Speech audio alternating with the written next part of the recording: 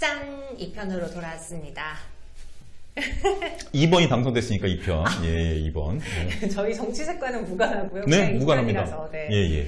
우리 소장님이 오랜만에 원래 차조심에서 네. 차진격으로 바뀌었어요. 지금 그렇죠. 예, 진격하라 이러면서 증시에서 사야 될 때다라고 강하게 이야기하시는데 네. 개인적으로 궁금한 게 네. 그런 게 있어요. 그 주식하시는 분들이 그 존리 대표님의 의견처럼 네. 한 번 사서 쭉 그러니까 돈을 계속 투입해서 적금식으로 사서 나는 길게 볼 거야 하신 분들이 있고 요즘은 좀 과열되긴 했지만 뭐 한 달, 두 달 이렇게 트레이딩 관점으로 혹은 뭐 짧으면 더 일주일 이렇게 보신 분들이 있는데 뭐가 맞는 거예요? 둘 다 맞긴 하겠지만 아니요. 네. 저는 후자는 맞고 전자는 틀리다. 그래요? 네. 지금 제가 쓰고 있는 책이 있는데 빠르면 다음 달 늦어도 다음 달에 나올 것 같은데 그때 책이 나오면 한 번 더 불러주세요. 네. 나오겠습니다만 저는 돈이 모일 때마다 주식을 사는 것은 굉장히 위험하다. 이거는 자금 관리도 안 되고 리스크 관리도 안 돼요. 우리가 기업을 믿고 투자하는데 지금 우리나라 국내 환경을 보면 기업이 주주들을 속이는 경우가 많아요. 대표적인 게 LG 엔솔이죠. LG화학을 우리가 화학회사를 보고 사신 분은 없잖아요. 배터리 회사를 샀더니 갑자기 물적 분할을 해가지고 어마어마한 좀 파장을 일으켰죠. 우리가 이제 배당과 관련해서 투자할 때 대표적인 게 포스코인데 교과서에 나오는 게 있어요. 3년 동안 배당 성향을 일정하게 유지하는 기업은 배당주로 적합하다. 그러니까 배당 성향이라는 것은 순이익의 몇 프로를 주겠다. 그러니까 순이익은 들쑥날쑥할 수 있죠. 근데 내가 20%를 주겠다라면 무조건 순이익의 20% 배당을 주는 거예요. 그래서 포스코가 2020년에 공시를 했어요. 우리가 앞으로 3년 동안 배당 성향 30%를 유지하겠다.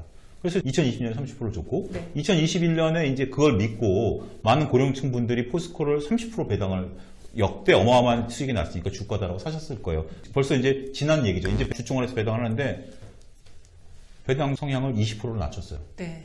자기네가 결산을 해보니까 이익이 어마어마하게 나니까 배당 30%를 주기 싫은 거야. 더 땡겨 먹고 싶었구나. 그러니까 20%를 줄인 거야. 나는 그럼 뭘 믿고 투자하죠? 우리가 주식 말고 기업을 사라라는 모토도 허황될 수 있다. 주주들을 이렇게 졸로 보는데, 뭐같이 보는데, 저는 앞으로 매일경제에서도 다른 프로에서 말씀드렸습니다만, 네. 이렇게 주주를 뭘로 보는 기업들은 아무리 이익 실적이 좋고 해도 전 절대 앞으로 투자 안 할 겁니다. 이런 기업들은 우리가 정말 투자 안 해서 네. 쓴맛을 보여줘야지, 본때를 보여줘야지. 보여줘야지, 지네가 무슨 뭐라고, 정말 주주랑 같이 가야 된다며. 근데 어찌됐든 이제 그러면 또 제가 화가 나니까.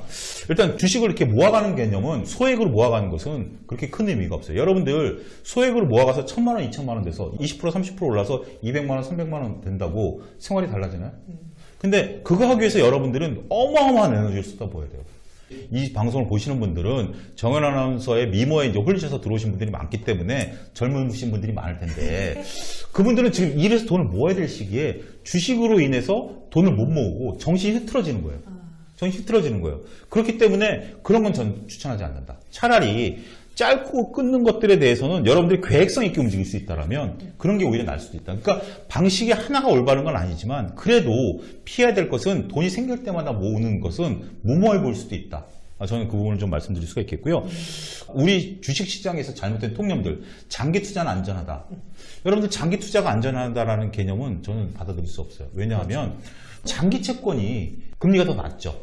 채권 금리가 낮다라는 건 가격이 비싸다라는 거예요. 장기적으로 우리가 변동성이 있기 때문에. 근데 맞아요. 장기적으로 봤을 때 주식이 안정적으로 간다라는 것은 삼성전자 예를 드는데 삼성전자 외에는 통용되는 게 없어요. 비유적으로 지금 대한민국의 최고의 아나운서는 누구예요? 정연 아나운서 말고. 정연 아나운서가 최고지만 정연 아나운서 말고 유재석이죠.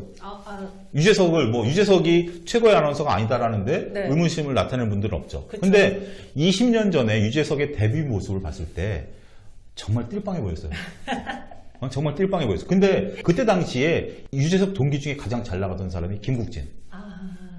그 다음에 이휘재. 네, 박수홍 이런 사람들에 비하면 유재석은 보이지도 않았어요.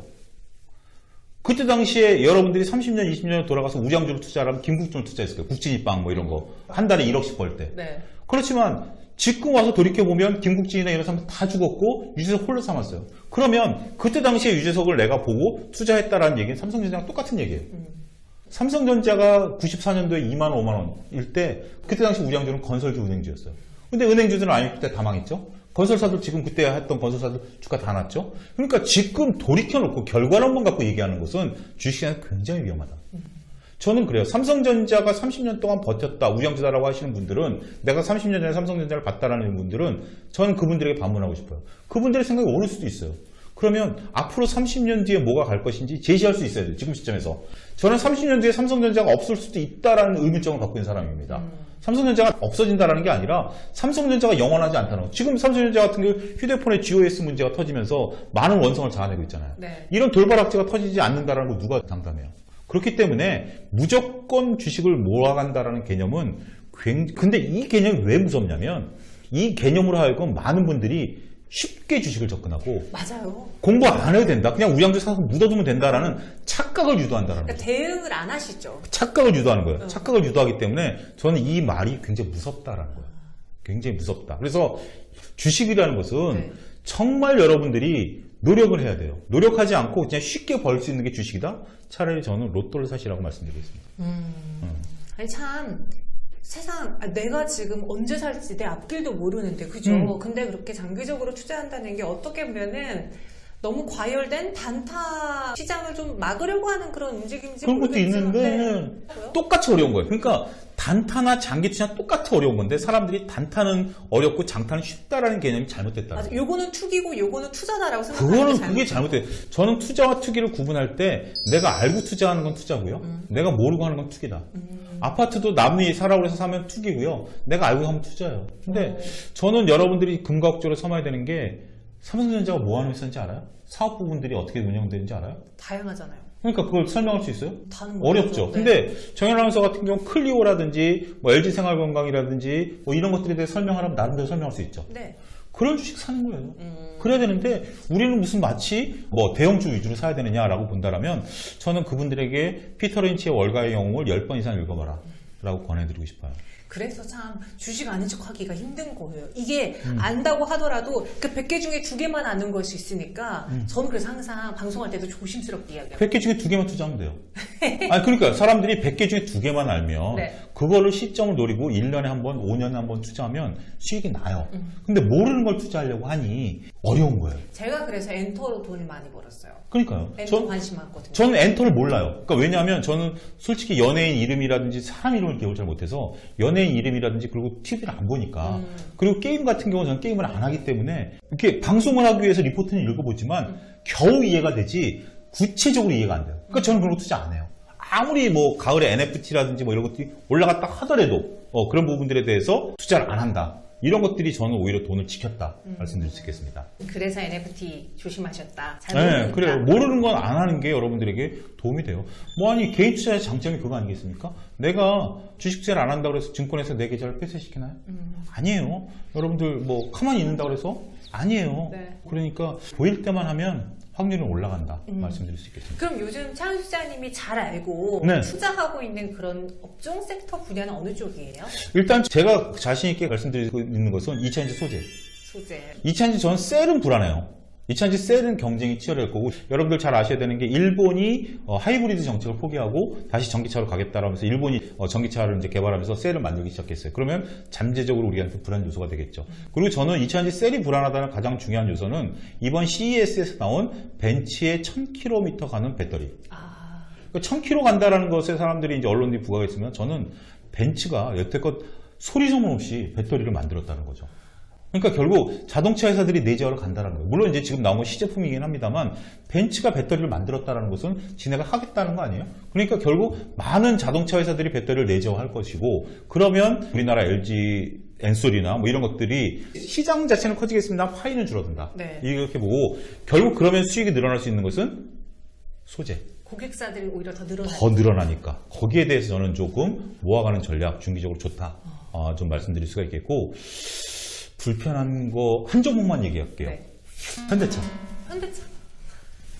왜요?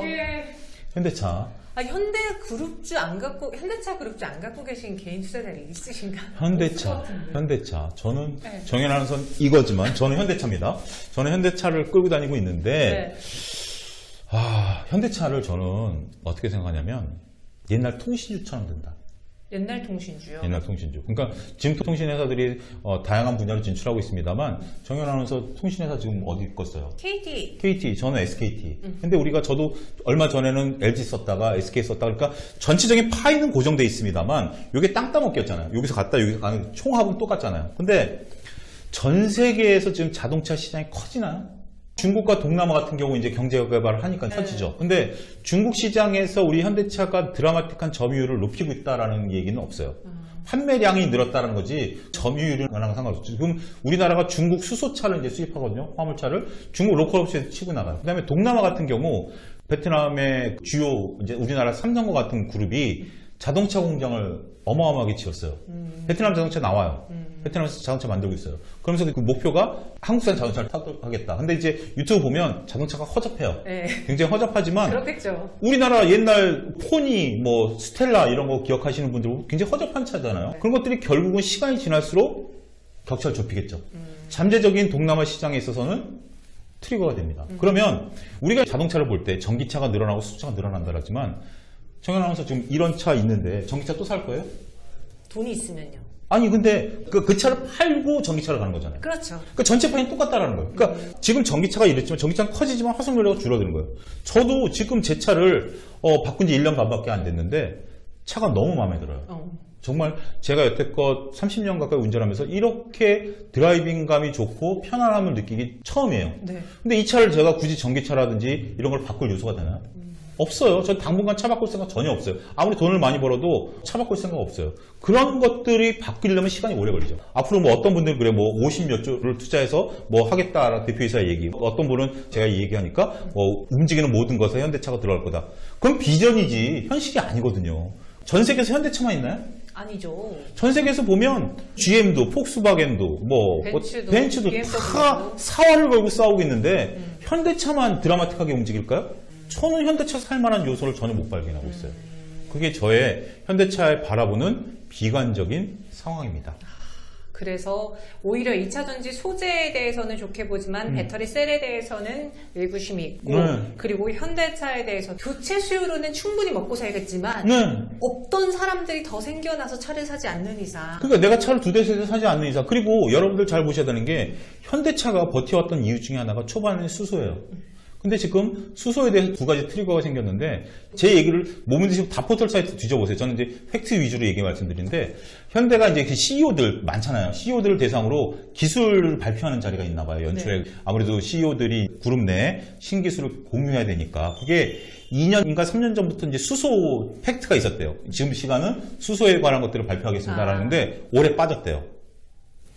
그래서 이제 기자들이 질문하니까 현대 공식 답변은 전기차에 집중하기 위해서 이번에 뺐다라는 건데 거기서 뺐다라는 건 현대가 지금 수소에 대해서 의구심을 갖는다라는 거고 유럽에서 나온 보고서를 보면 수소는 승용차로는 적합하지 않는다. 그러니까 화물이나 버스 정도 가능하다. 상용차가 가능한데 여러분들 지금 중국에 수소 트럭을 수입해오고 있다는 겁니다. 그러면 현대가 수소에 대한 것들은 없죠. 그러면 이제 전기에 대한 부분들은 국내에서 테슬라를 꺾었고 유럽 지역에서 기아가 테슬라를 꺾었습니다만 유럽 시장 점유율 5위입니다. 그런 부분들을 보면 거기 폭스바겐이나 벤츠라든지 아우디 뭐 이런 것들이 안 나오나요? 그런 부분들을 보면 저는 우리 투자자들 너무 순진한 것 같아요. 정말 순진하셔서 기업이 얘기하는 것을 너무 잘 믿어요. 근데 제가 주식시장에서 항상 강조하고 살아남았었던 이유는 항상 비판적인 시각을 견제해야 된다. 얘네들이 도대체 어떻게 투자자들을 속여먹는가? 그럼에도 불구하고 좋으면 진짜 좋은 거예요. 네. 그렇지만 무조건 좋다라고 보는 것은 너무 순진하다. 저는 그 부분을 여러분들에게 말씀드리고 중요한 팩트는 정현 아나운서가 아름답다라는 건 팩트입니다. 꼭 항상 끝에만 나한테 칭찬을 해줘. 네, 팩트니까. 팩트는 말씀. 제가 옆에서 여러분들 화면으로 보시죠. 저는 실물을 봤어요. 실물 보니까 그건 맞아요. 팩트예요. 예.